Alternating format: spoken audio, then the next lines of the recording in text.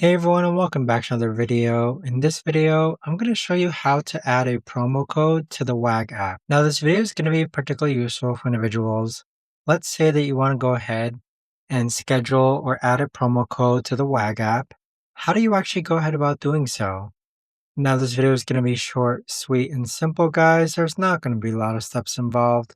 Now, in order to do this, what you're first going to do is log on to the WAG app. Next, click on Account on the bottom right-hand corner. Afterwards, go ahead and click on Wallet on the top right-hand corner. Then on this page here, you want to go ahead and click on Apply a Promo Code.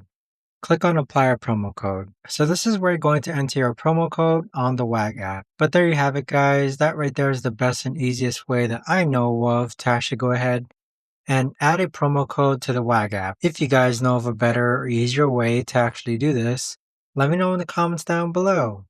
I would love to know. Thanks so much for watching everyone, and I'll see you guys all in the next video.